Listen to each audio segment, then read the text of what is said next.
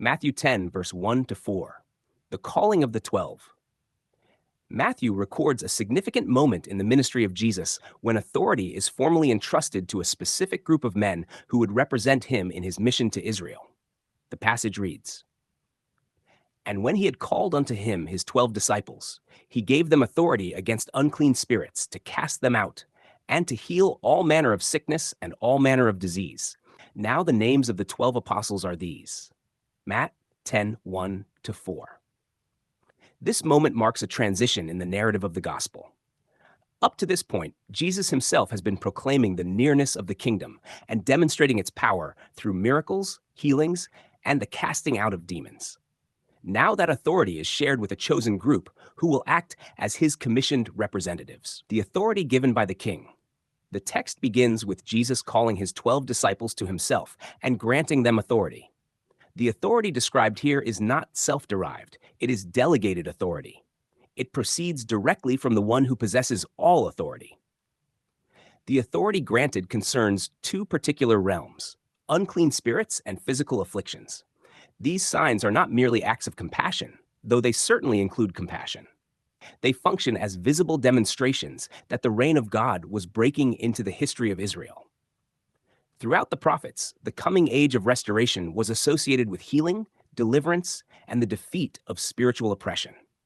The miracles performed by Jesus and then by his apostles testified that this long-anticipated age had arrived.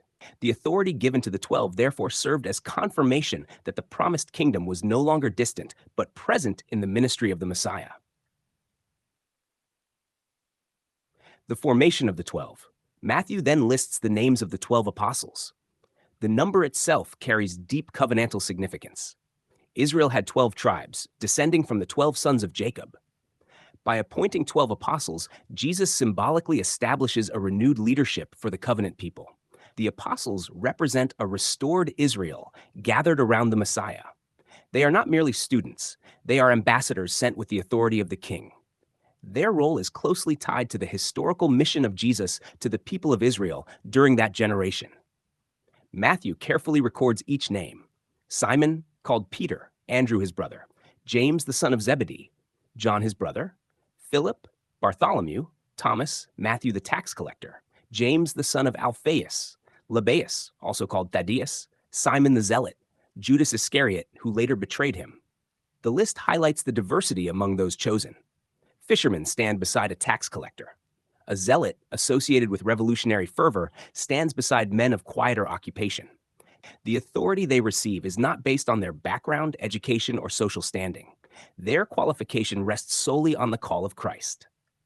From disciples to apostles. In verse 2, they are referred to as apostles, a word meaning sent ones. This title emphasizes their commission.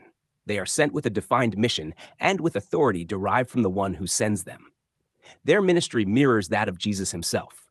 Just as he proclaimed the kingdom and demonstrated its power, so they are commissioned to do the same. The works they perform serve as testimony that the promises made to the fathers were reaching their fulfillment in that generation. The covenant moment in redemptive history. This passage stands within the unfolding drama of covenant fulfillment. The Messiah had come to the house of Israel, proclaiming the arrival of God's reign. The 12 apostles function as witnesses and agents within that unfolding story. Their ministry is not an independent movement, but an extension of Christ's own work. The authority they exercise testifies that the mission originates from him, and that the promises spoken through the law and the prophets were being brought to their appointed completion. Thus, Matthew 10, 1 to 4 introduces the commissioned representatives of the Messiah, men entrusted with authority, sent to proclaim the kingdom, and positioned at the center of the events that would bring the covenant age to its climactic fulfillment.